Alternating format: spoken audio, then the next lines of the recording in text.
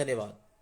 मैं सर्वशक्तिमान परमेश्वर का शाम के समय में धन्यवाद देता हूँ। हमारे परमेश्वर ने हमको शाम के समय अपने चरणों में आने के लिए सौभाग्य दिया है, ताकि हम अपने परमेश्वर के जीवते वचनों को सीख सकें। और हमारा परमेश्वर हमको हर रोज़ अपना वचन देता है, ताकि उस वचन के द्वारा हम स्थिर हो जाएं, मजबूत हो जाएं और परमेश्वर के और नज़दीक हो जाएं। संसार पूरा कोशिश करता है हमको परमेश्वर से दूर करने के लिए, लेकिन परमेश्वर का अनुग्रह है कि हम आज तक परमेश्वर में बने हुए हैं। हमारे परमेश्वर की कृपा है, हमारे परमेश्वर की दया है। तो अगर आप परमेश्वर के साथ जुड़े रहना चाहते हैं तो आप परमेश्वर के वचन के साथ भी जुड़े रहना अति अनिवार्य है।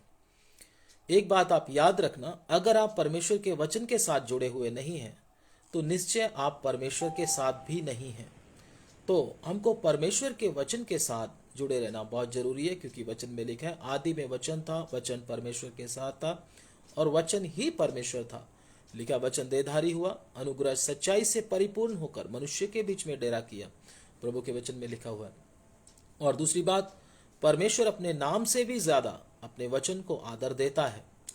आप परमेश्वर के वचन को अगर आदर देते हैं तो निश्चय परमेश्वर भी आपको आदर देगा।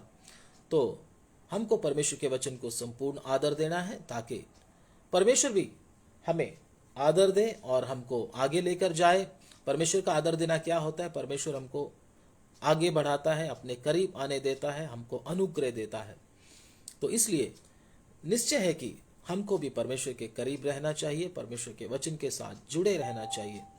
तो आइए हम अपने विषय की ओर जाएंगे। प्रभु के वचन में से वचन पढ़ेंगे, सबो उपदेशक की किताब, सबो उपदेशक, उसका 9 अध्याय और उसका 8 वचन आज के वचन मनन के लिए।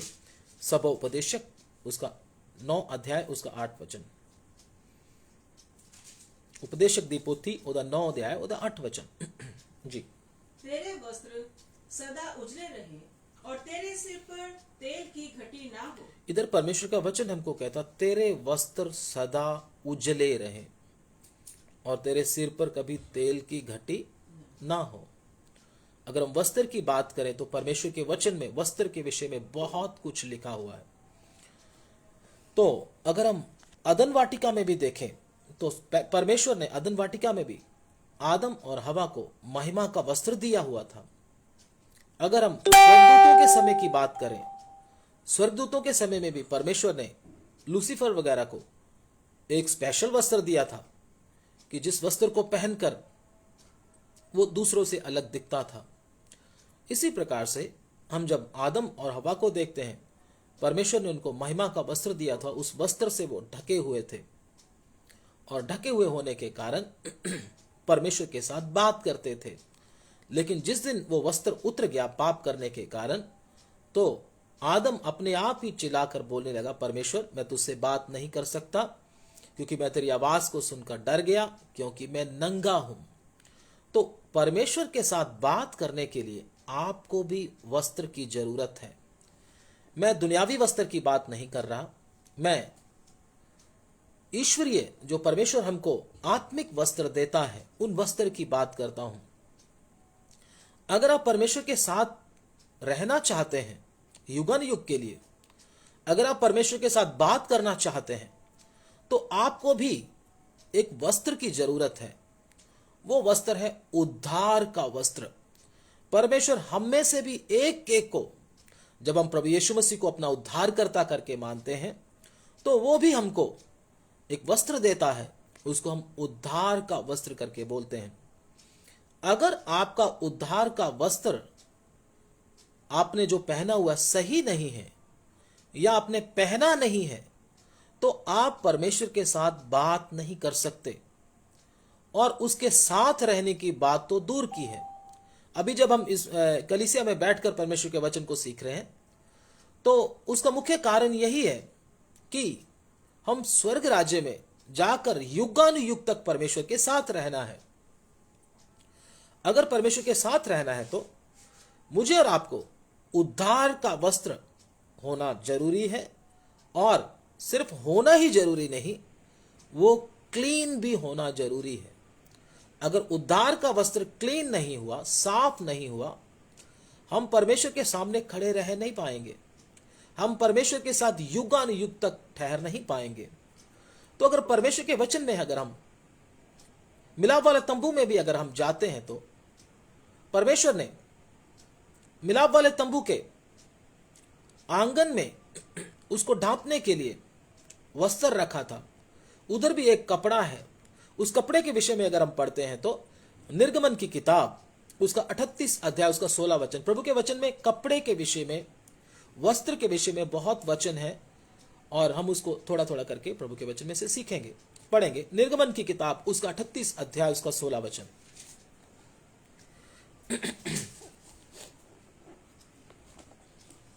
आंगन के चारों ओर सब पर्दे सूक्ष्म बटी हुई सन्नी के कपड़े के बने हुए थे जी। और खंभों की कुर्सियां पीतल की। बस, तो इधर प्रभु के वचन में क्या है, सूक्ष्म सनी के कपड़े। उधर पर्दे जो थे, मिलाप वाला तंबू के वचन के अध्ययन को जब हम करते हैं, वचन सीखने वाले जब जो बाइबल को पढ़ते हैं उनको मालूम है, मिलाप वाला तंबू जो परमेश्वर ने मूसा को बनाने के लिए बोला, उसकी चार द्वारी, जो आंगन की चार दीवारी है, उसमें क्या है, सूक्ष्म सनी का कपड़ा लगा हुआ है जो उसको ढांपता था। वो कपड़ा बहुत ही मजबूत कपड़ा था और श्वेत रंग का था, सूक्ष्म सनी। वो इतना मजबूत होता है, अगर आप उसको, उसके धागे को काटने की कोशिश करोगे, उसको तोड़ने की कोशिश करोगे तो आपके हाथ को काट डालेगा। इतना मजबूत वो धागा होता है जिस धागे से यह कपड़ा बनता है। तो मिलाप वाला तंबू में अंदर के सामान की सुरक्षा के लिए इस कपड़े को परमेश्वर ने चूज किया था, रखा था, जो कि मिलाप वाले तंबू को चारों तरफ से ढांपता था। श्वेत रंग का मजबूत कपड़ा था और यह कपड़ा मजबूत बहुत ही प्रोसेस में से निकलकर बनता था। बहुत ही प्रोसेस, बहुत ही इसको अलग अलग इसको उसको तरीके से इसको क्या किया जाता था, बनाया जाता था और अलग अलग प्रोसेस में से जब ये निकलता था और मजबूत होता चला जाता था। इस स्ट्रॉन्ग कपड़े को परमेश्वर ने क्या किया, अपने मिलाप वाला तंबू में उसको ढांपने के लिए इस्तेमाल किया, चूज किया। तो यह कपड़ा बहुत मजबूत था। इसी प्रकार से एक विश्वासी का जीवन भी है। एक विश्वासी जैसे जैसे मुश्किलों में से निकलता चला जाता है, प्रॉब्लम्स में से, आंधियों का सामना करता चला जाता है, तो उसी प्रकार से विश्वासी भी दिन प्रतिदिन परमेश्वर में मजबूत होता चला जाता है। तो इससे मजबूती मिलती है, इससे ताकत मिलती है और फिर दूसरों के लिए भी प्रार्थना करने वाला, दूसरों को भी उठाने वाला एक विश्वासी बन जाता है। अगर हम प्रभु के वचन में देखें तो ये जो कपड़ा था हमको कष्टों और मुश्किलों में से निकलकर मजबूत बनने के विषय में सिखाता है। अगर हम प्रभु के वचन में देखें तो दूसरा, इसका रंग क्या था, श्वेत था, श्वेत कपड़ा था। यह श्वेत कपड़ा दूर से दिखाई देता था, दूर से दिखता था। प्रभु के वचन में लिखा है, जो नगर पहाड़ पर बसा हुआ है वो दूर से दिखाई देता है। वो विश्वासी के जीवन के विषय में भी है। और दूसरी, नंबर 3, यह कपड़ा पवित्रताई को भी बताता है। अगर हम प्रभु के वचन में देखें तो पवित्रताई के विषय में यह कपड़ा बताता है। श्वेत रंग एक हेवनली कलर है और यह पवित्रताई को भी बताता है। प्रभु भी इस कपड़े के विषय में, प्रभु भी यशाया में बोलता है इस कपड़े के विषय में, इस कपड़े के श्वेत होने के विषय में, पवित्रताई के विषय में बताता है कि किस प्रकार से। ये पढ़ेंगे प्रभु के वचन में से, यशाया 1 अध्याय उसका 18 वचन। फिर हम आगे जाएंगे। यशाया 1 का 18, यशाया 1 का 18।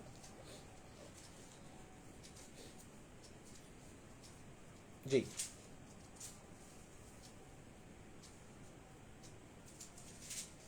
यशाया की पुस्तक 1 अध्याय उसका 18 वचन पढ़ दीजिए। यहोवा कहता है, आओ हम आपस में वाद विवाद करें। आओ हम आपस में वाद विवाद करें। तुम्हारे पाप चाहे लाल रंग के हों, तुम्हारे पाप चाहे लाल रंग के हो तो भी वे हिम के समान उजले हो जाएंगे। तो भी हिम के समान क्या हो जाएंगे? उजले हो जाएंगे, साफ हो जाएंगे, क्लियर हो जाएंगे, श्वेत हो जाएंगे, प्रभु का वचन कहता है।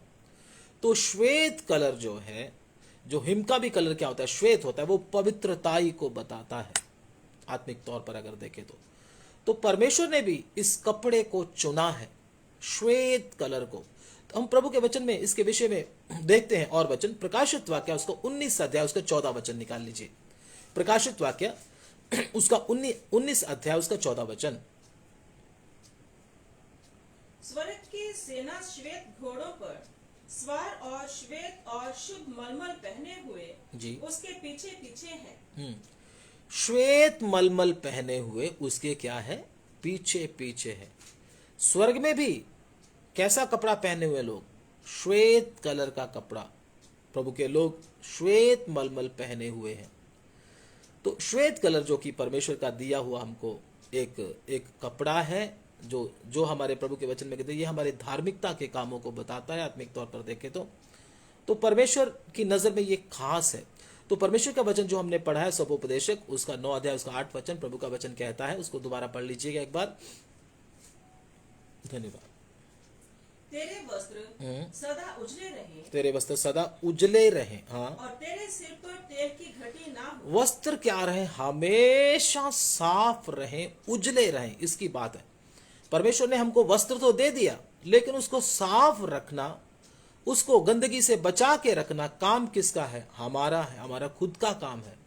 अगर हम इस काम को नहीं करेंगे तो श्वेत वस्त्र अगर हम नहीं रखेंगे तो परमेश्वर के सामने हम टिक नहीं पाएंगे। क्योंकि प्रभु का वचन यशाया में एक जगह पर कहता है, अगर हम प्रभु के वचन में से यशाया की पुस्तक को निकालेंगे तो यशाया, हम पहले भी उस वचन को पढ़ चुके हैं, लेकिन फिर भी मैं आपको थोड़ा सा उसको याद कराने के लिए मैं उसको पढ़ता हूं। यशाया की पुस्तक जी, यशाया की पुस्तक, और उसका हम निकालेंगे प्रभु के वचन में से। जस्ट मिनट, थोड़ा सा समय दे।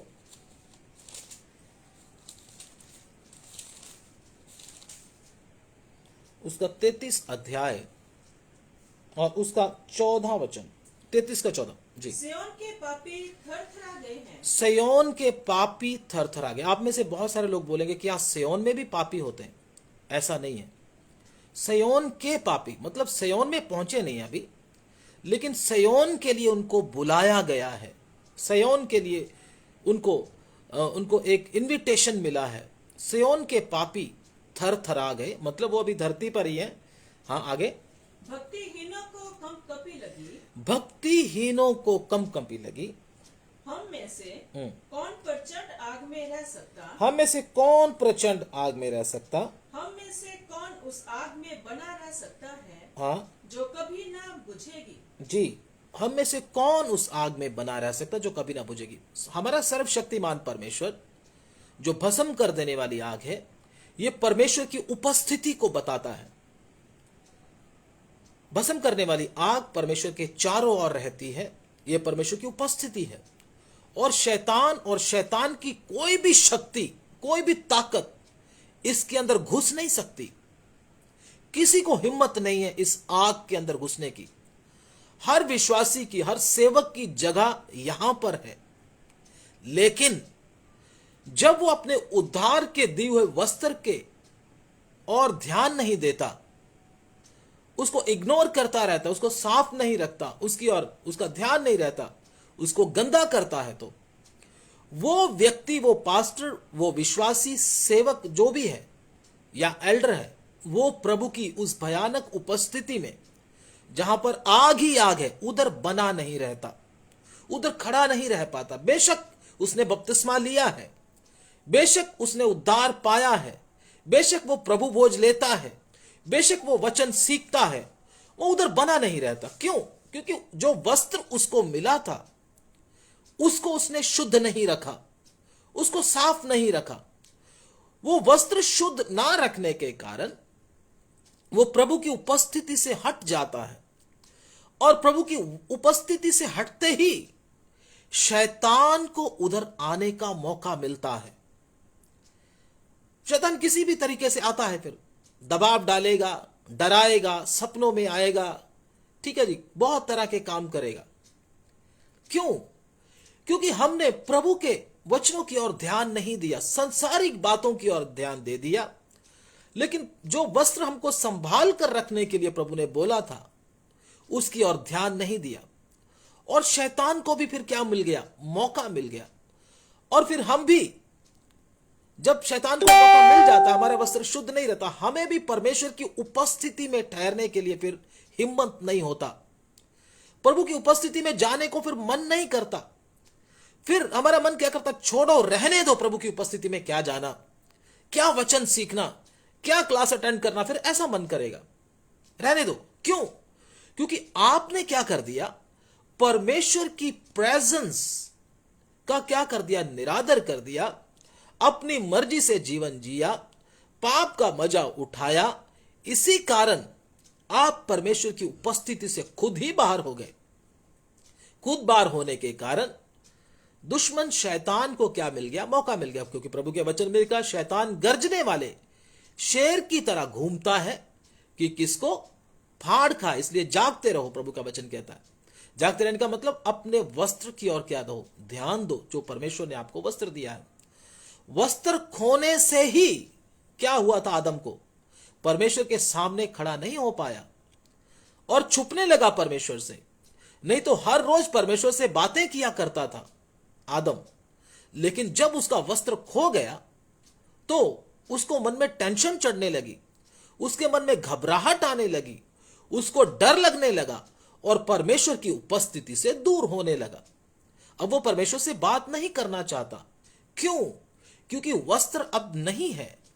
वस्त्र होना, उद्धार का वस्त्र होना और उसको शुद्ध होना हमारे लिए बहुत जरूरी है। परमेश्वर हमको उद्धार का वस्त्र देता है। हमारा काम क्या है? उस वस्त्र को क्या रखना? साफ रखना, उस वस्त्र को शुद्ध रखना।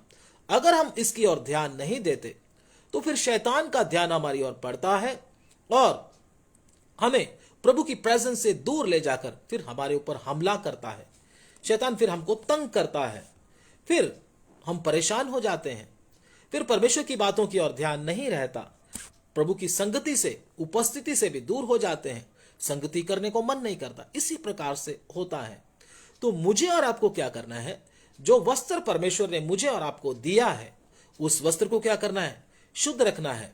परमेश्वर के वचन में अगर हम देखें तो एक वचन और पढ़ेंगे प्रभु के वचन में से, जकरिया की किताब, जकरिया उसका 3 अध्याय, उसके पहले वचन से हम प्रभु के वचन में से पढ़ेंगे। जकरिया 3 का 2 पहले से। धन्यवाद। जकरिया 3 अध्याय और उसका 2 वचन। The book of Zechariah chapter 3 verse 1 and 2। जल्दी से पढ़ दीजिए जी, पढ़ दीजिए। फिर उसने यहोशू महायाजक को यहोवा के दूत के सामने खड़ा हुआ मुझे दिखाया। हाँ, यहोवा के दूत के सामने यहोशू महायाजक खड़ा है। हाँ, और शैतान उसके दाहिनी ओर उसका विरोध करने को। शैतान भी उधर खड़ा है, क्या करने के लिए? उसका विरोध करने के लिए। क्यों विरोध करने के लिए? क्यों खड़ा है शैतान उसका? पढ़िए। तब यहोवा ने शैतान से कहा, हाँ हे शैतान, जी, यहोवा तुझको घुड़के। जी, यहोवा जो यरूशलेम को अपना लेता है, अपना लेता है। हाँ, वही तुझे घुड़के। हाँ, क्या ये आग से निकाली हुई लुटकी हाँ। सी नहीं है? जी, आगे। उस समय यहोशू तो दूत के सामने मैला वस्त्र पहने हुए खड़ा था। यहोशू का सामना करने के लिए, यहोशू का विरोध करने के लिए शैतान क्यों आया? यहोशू महायाजक भी, जिसको वस्त्र शुद्ध होना चाहिए था, उसका वस्त्र मैला था। मैला होने के कारण शैतान उसके सामने आ गया। आज भी एक विश्वासी, एक सेवक, एल्डर, जो भी हो आप, शैतान आपके सामने कब आता है? जब आपका वस्त्र मैला है। मैले वस्त्र के सामने शैतान को आने की इजाजत है। नहीं तो हमारे सिर के बाल भी क्या हैं? प्रभु का वचन कहता है गिने हुए हैं। मैला वस्त्र अगर आपका होगा, शैतान उधर आएगा ही आएगा, उसको मौका मिलेगा ही मिलेगा। तो उसको आप रोक नहीं पाओगे। जब तक आप अपने वस्त्र को प्रभु यीशु मसीह के लहू से शुद्ध नहीं कर लेते, तब तक शैतान को हमारे ऊपर क्या क्या रहता है, हक रहता है। वो फिर हमला करेगा, फिर सपनों में तंग करेगा, दबाव डालेगा, बहुत सी बातें करेगा। इसलिए परमेश्वर का वचन हमको अपने वस्त्रों को शुद्ध रखने के विषय में कहता है। एक वचन और हम पढ़ेंगे प्रभु के वचन में से, मत्ती रचित सुसमाचार उसका 22 अध्याय निकालेंगे प्रभु के वचन में से, उसका 11 वचन। मत्ती रचित सुसमाचार 22 अध्याय उसका 11। जब राजा अतिथियों को देखने भीतर आया, जब राजा, आपने पूरा वचन पहले से पढ़ा हुआ है, उसको शुरू से अगर पढ़ना है तो शुरू से पढ़ सकते हैं, जल्दी से उसको पढ़ दे। मत्ती रचित सुसमाचार उसका 22 अध्याय उसका शुरू से। यीशु फिर उनसे दृष्टांतों में कहने लगा, जी स्वर्ग का राज्य उस राजा के समान है जिसने अपने पुत्र का विवाह किया जी और उसने अपने दासों को भेजा कि निमंत्रित लोगों को विवाह के भोज में बुलाए, जी परंतु उन्होंने आना ना चाहा। जी बस। तो इधर प्रभु यीशु मसीह एक दृष्टांत बता रहे हैं। क्या बोल रहे हैं कि एक आदमी ने क्या किया, एक राजा ने अपने पुत्र का विवाह किया और उसने क्या किया, लोगों को बुलाया, और बहुत सारे लोगों को जब बुलाया तो वो नहीं आए। फिर उसने क्या किया, बहुत सारे टुंडों को, लंगड़ों को और जो सड़कों पर खड़े थे उन लोगों को बुलाया। ठीक है जी, वो आ गए और उनका घर पूरी तरह से भर गया। जब भर गया तो जब वो आनंद मनाने लगे, तो जब राजा उनको देखने के लिए आया, तब पढ़ेंगे अब 11 वचन। जब राजा अतिथियों को देखने भीतर आया, राजा जब अतिथियों को देखने के लिए भीतर आया, बहुत सारे लोगों को बुलाया गया था। जो बहुत सारे लोगों को बुलाया गया था, तो राजा जब उनके बीच में आया, जब अतिथियों को मिलने के लिए आया, तो क्या हुआ? हाँ तो उसने वहां एक मनुष्य को देखा, वो एक मनुष्य को देखा जो विवाह का वस्त्र नहीं पहने थे, जो विवाह का वस्त्र पहने हुए नहीं था। पुराने समय में राजा महाराजा क्या करते थे, जिसको भी शादी पे बुलाते थे उनको एक स्पेशल ड्रेस दिया जाता था। उससे क्या मालूम होता था कि ये शादी में आमंत्रित हैं, ये आमंत्रित लोग हैं, ये बाराती हैं, मतलब पता चल जाता था। तो ऐसे ही इधर भी सबको अलग से ड्रेस दिया गया था, एक ही तरह का, लेकिन ये आदमी वो ड्रेस पहनकर नहीं आया।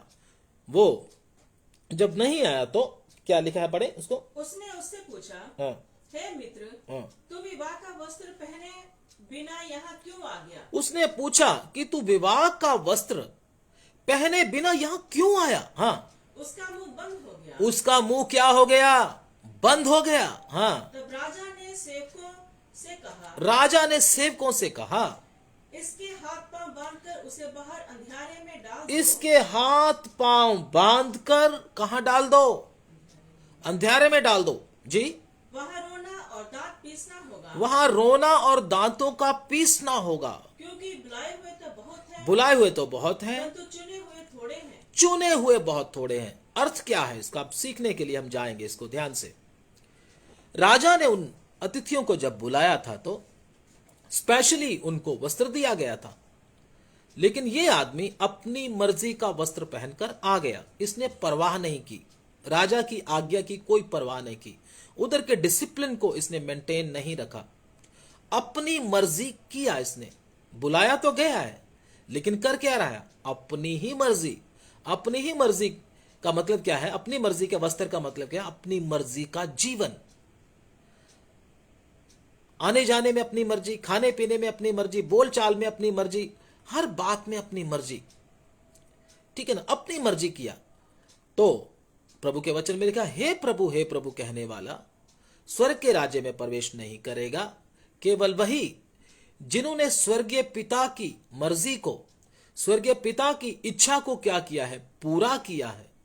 उस समय बहुतेरे लोग कहेंगे, प्रभु मैंने तेरे नाम से दुष्ट आत्मा को नहीं निकाला, हमने तेरे नाम से आश्चर्य कर्म नहीं किए, ठीक है, बहुत से काम नहीं किए। तो प्रभु बोलेगा, हे कुकर्म करने वालों, मैंने तुमको कभी नहीं जाना। तो प्रभु उनको क्या सजा सुनाएगा? नरक की आग की सजा सुनाएगा। तो ये अतिथि जो आया है, ये किधर? राजा के घर में आया है। असल में ये किसको किसको बताता है आत्मिक तौर पर देखें तो कलीसिया में बहुत सारे लोगों को परमेश्वर ने बुलाया है। ये स्वर्ग की बात नहीं हो रही, ये कलीसिया की बात हो रही है। स्वर्ग में जाकर चेक नहीं होगा भी हाँ कौन कौन पहन के आया कौन नहीं पहन के, नहीं, इधर से ही चेक होकर जाएगा। तो ये कलीसिया की बात हुई, बुलाया है। ऐसे ही कलीसिया में बहुत सारे लोगों को परमेश्वर ने बुलाया है, लेकिन बहुत सारे लोग कलीसिया में आकर क्या समझते हैं हम लोग स्वर्ग चले जाएंगे। ऐसा नहीं है। अगर आप कलीसिया में आकर आ गए, बहुत अच्छी बात है, प्रभु आपका स्वागत करता है, लेकिन आप अपनी मर्जी का वस्त्र पहनकर चल नहीं सकते, इधर अपनी मर्जी कर नहीं सकते। अगर आप अपनी मर्जी करोगे, अपनी मर्जी से खाओगे, अपनी मर्जी से पियोगे, अपनी मर्जी से चलोगे, क्लास अटेंड कर लिया ना किया, प्रार्थना कर लिया नहीं किया, है ना, बाइबल पढ़ लिया नहीं पढ़ा, अपनी मर्जी से जीवन जीते रहोगे, अपनी मर्जी का मुंह से बोलते रहोगे, अपनी मर्जी का देखते रहोगे, अपनी मर्जी से इधर उधर घूमते रहोगे, तो परमेश्वर जब समय आएगा, परमेश्वर आपको क्या करेगा, उधर जाने नहीं देगा। तो इसलिए मुझे और आपको क्या करना है, अपनी मर्जी का कपड़ा पहनकर, बोलने का मतलब अपनी मर्जी से प्रभु की कलीसिया में नहीं चलना।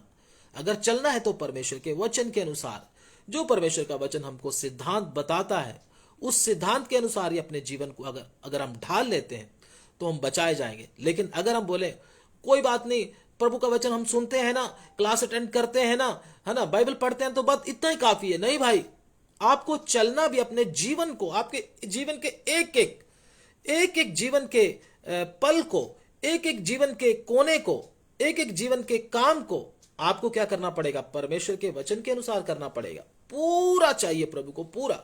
अगर आप बोलो थोड़ा सा मैं प्रभु के साथ चलूंगा, थोड़ा सा संसार के साथ भी चलूंगा, तो चलेगा नहीं। मैं आपको बोलता हूं, प्रभु अगर वचन के अनुसार देखे तो प्रभु, आत्मिक तौर पर एक उदाहरण देता हूं, प्रभु कलीसिया का क्या है, एक उदाहरण समझाने के लिए, पति है।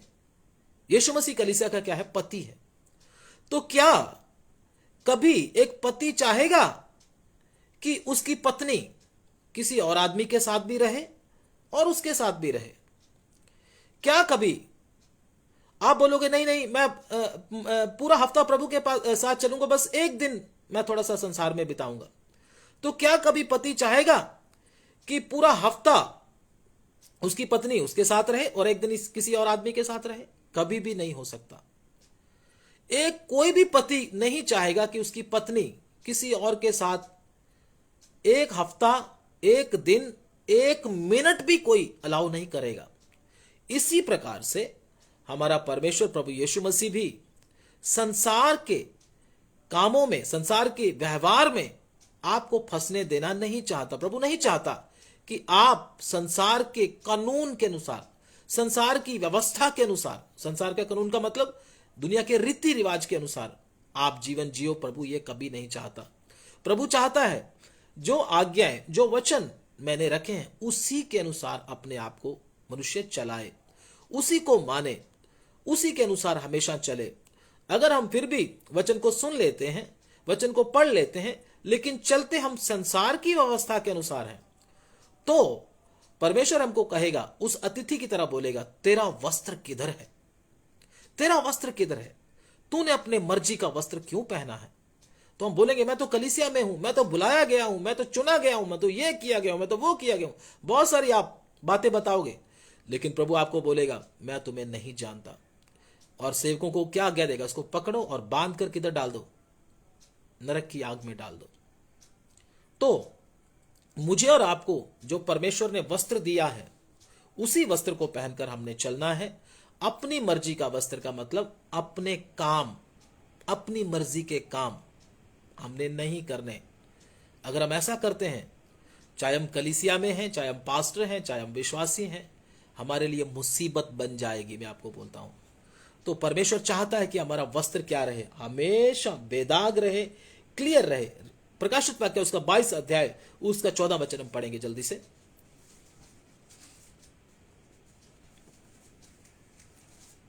प्रकाशित वाक्य 22 का 14 जल्दी से।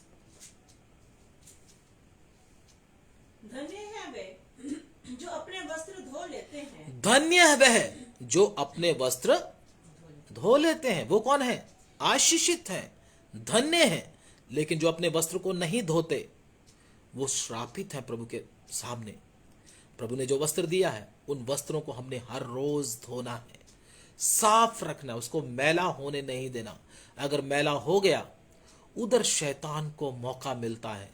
फिर कोई पास्टर रोक नहीं पाएगा, कोई किसी की प्रार्थना काम नहीं करेगी, फिर किसी को दोष देने का कोई फायदा नहीं होगा। मैं आपको बोलता हूं, अगर हम अपने कामों को दुरुस्त नहीं किया। अभी पिछले समय में परमेश्वर के दास बोल रहे थे कि इलेक्शन का समय है, बहुत सारे लोग क्या करते हैं, पैसा लेकर क्या देते हैं, वोट देते हैं, पैसा लेकर बिक जाते हैं।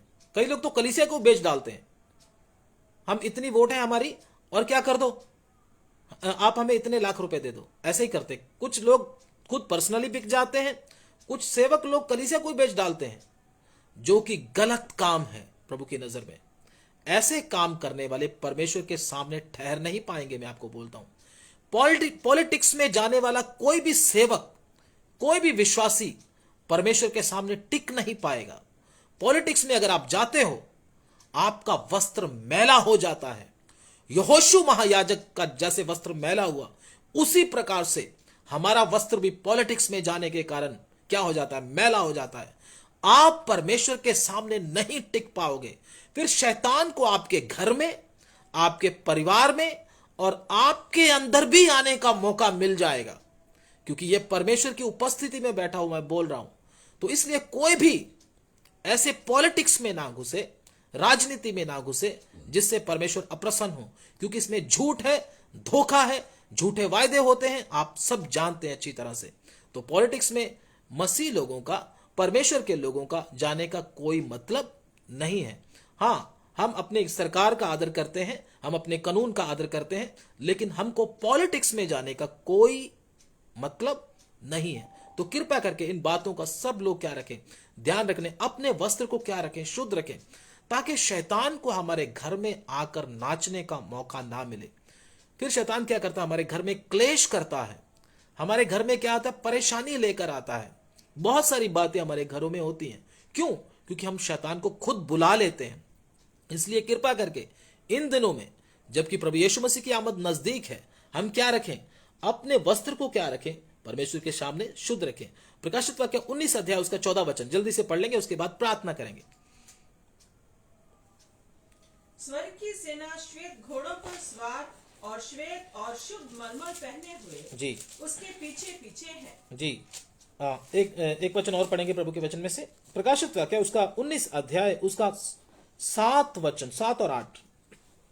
आओ हम आनंदित और मगन हों, आओ हम आनंदित और मगन हों और उसकी स्तुति करें, और उसकी स्तुति करें, क्योंकि मेमने का विवाह आ पहुंचा है, क्योंकि मेमने का विवाह आ पहुंचा है, और उसकी दुल्हन ने अपने आप को तैयार कर लिया। उसकी दुल्हन अर्थात उसकी कलीसिया ने अपने आप को क्या कर लिया है, तैयार कर लिया है, अपने वस्त्र को धो लिया है, शुद्ध कर लिया है, उसके ऊपर कोई दाग या कोई मैल नहीं है। आगे, उसको शुद्ध और चमकदार महीन मलमल पहनने का अधिकार दिया गया, शुद्ध और महीन और चमकदार मलमल पहनने का अधिकार दिया गया, क्योंकि उस महीन मलमल का अर्थ पवित्र लोगों के धर्म के काम है। ये पवित्र लोगों के धर्म के काम है।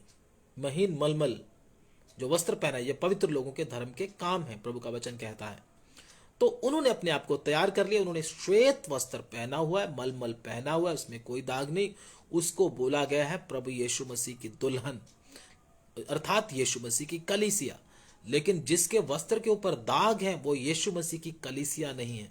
हमारे कैरेक्टर के ऊपर भी कोई दाग नहीं होना चाहिए। ये नहीं, हमने तो मीटर घर में लगवाया लेकिन हम बिल नहीं भरते बिजली का, हमारे घर में सीवरेज है लेकिन हम उसका बिल नहीं भरते, हमारे घर में क्या है, पानी का कनेक्शन है लेकिन बिल नहीं भर रहे हम लोग। ये क्या है, शैतान को आने का मौका मिलता है, मैं आपको बोलता हूं। इसलिए शैतान की आंख किसके ऊपर है, विश्वासी और सेवक के ऊपर रहती है। क्या रखें, अपने वस्त्र को हमेशा शुद्ध रखें, साफ रखें। वस्त्र का मतलब हमारे अंदर के जो हमारे काम हैं उनको हमेशा क्या रखें, शुद्ध रखें। कहीं भी कोई दाग या कोई चालाकी या चोरी या बेईमानी ना पाई जाए। अगर कोई चालाकी, चोरी, बेईमानी अगर हमारे जीवन में पाई जाती है, शैतान को हमारे घर में नंगा नाच करने का मौका मिलता है। मैं आपको साफ साफ बताता हूं। इसलिए अपने चाल चलन और अपने चरित्र को क्या रखें, साफ सुथरा रखें। फिर बाद में किसी पास्टर को या परमेश्वर को या किसी को दोष देने का कोई फायदा नहीं होगा, क्योंकि परमेश्वर ने हमको अपने वस्त्र को शुद्ध रखने के लिए क्या किया है, बोला है। शुद्ध रखने में क्या होता है, हम परमेश्वर की उस भयानक उपस्थिति में रहते हैं जिधर हमारे सिर के बाल को भी कोई छू नहीं सकता, उसमें हम रहते हैं। लेकिन अगर हम अपने वस्त्र को मैला करते हैं, शैतान तो चारों तरफ घूम ही रहा है, कभी अपने वस्त्र को मैला करे और मुझे इसको दबोचने का मौका मिले। इसलिए जितने भी विश्वासी प्रभु यीशु मसीह के को जीवन दिया है, वो सब लोग इस बात का ध्यान रखें। आप ये भी सोचें, मैंने ऊपर कपड़ा पहना, ये तो ठीक है, इसको भी साफ रखना है, लेकिन जो अंदर मैंने कपड़ा पहना है वो भी साफ होना बहुत जरूरी है। क्यों? शैतान उस कपड़े को देखता है, वो दागी विश्वासी और दागी सेवक को देखता है। जैसे ही सेवक दागी और विश्वासी दागी पाया जाता है, शैतान को उसको छूने का फिर मौका मिल जाता है। इसलिए अगर हमको परमेश्वर की सुरक्षा चाहिए, मुझे और आपको, मुझे भी और आपको भी अपने अपने वस्त्र को शुद्ध रखना है। इसलिए प्रभु का वचन कहता है, लास्ट में वो वचन पढ़ दें जो हमने शुरू में पढ़ा था, उसके बाद प्रार्थना करते हैं। सबोपदेशक 9:8 जल्दी से। तेरे वस्त्र सदा उजले रहें, तेरे वस्त्र सदा उजले, कभी भी गंदे ना हो, हमेशा उजले रहे, ताकि तू प्रभु की सुरक्षा में रहे। यह हमारे फायदे के लिए वचन है। यह वचन सख्त, कई लोग बोलते सख्त नहीं है, हमारे फायदे के लिए, ताकि शैतान को हमारे बाल को भी छूने का मौका ना मिले। तुम्हारे वस्त्र सदा, कि सदा मतलब शादी में भी साफ सुथरे रहें, बाजार जाते समय में भी साफ सुथरे रहें, काम पर जाते समय में भी साफ सुथरे रहें, घर में भी साफ सुथरे रहें। जिधर भी आप आते जाते रहते, देखते, खाते पीते हो, हर जगह आपके वस्त्र उजले होना है, साफ रहना है। ये नहीं बस कलीसिया में आकर ही साफ करना है उसको, नहीं, हर जगह पर आपके वस्त्र साफ दिखाई देना है, क्योंकि शैतान आपको बड़ी बारीकी से देख रहा है। उसकी नजर आपके ऊपर ही रहती है, मेरे भाई, मेरी बहन, मेरे सेवक, आपके ऊपर ही रहती है। इसलिए मुझे और आपको अगर बचकर चलना है तो अपने वस्त्र को क्या रखना है, शुद्ध रखना। अपने वस्त्र को शुद्ध रखोगे, तेल की कोई कमी आपके ऊपर नहीं होगी। अब पवित्र आत्मा का भरपूरी बहुतों को क्यों नहीं है? वस्त्र शुद्ध नहीं है, वस्त्र शुद्ध नहीं है, इसलिए आपको परमेश्वर की आत्मा की भरपूरी का अनुभव ही नहीं है, होता ही नहीं है। सिर्फ अन्य अन्य भाषा बोल के अपने आप को खुश कर लेते हैं कई लोग, नहीं, वो पवित्र आत्मा का भरपूरी नहीं है। पवित्र आत्मा का भरपूरी जब आता है, पाप में जाने को मन नहीं होता, अंदर दलेरी होता है, अंदर हौसला होता है, गवाही देने को मन होता है, जगह जगह पर जाकर प्रभु का वचन लोगों को बताने का मन होता है। एक आदमी टिक नहीं पाता और वो सामर्थ पाता है, पाप के ऊपर जयवंत होता है, वो है पवित्र आत्मा का भरपूरी। जो अन्य अन्य भाषा आप डप डप डप डप करके अब अगर आप बोलते हो कि नकली नकली बोलते, तो वो सही नहीं है भाई। फिर धोखे में आप मत रहना, क्योंकि अन्य भाषा जब आप बोलते हो वो पवित्र आत्मा का भरपूरी का निशानी है, लेकिन अंदर भरपूरी नहीं है, ऊपर ऊपर से अन्य भाषा धोखा देने के लिए बोल रहे हो, तो आप अपने आप को भी धोखा दे रहे हो, लोगों को तो धोखा दे ही रहे हो, लेकिन परमेश्वर को धोखा नहीं दे सकते। शैतान को भी मालूम है आप क्या चीज हो। इसलिए मैं आपसे हाथ जोड़कर विनती करता हूं, आप अपने वस्त्र को शुद्ध रखें, फिर आपके ऊपर तेल की भी कोई कमी नहीं होगी और परमेश्वर की सुरक्षा में आप हमेशा बने रहोगे। प्रभु इन वचनों के द्वारा आप सबको बहुत आशीष दे। आमीन। प्रार्थना करेंगे। धन्यवाद।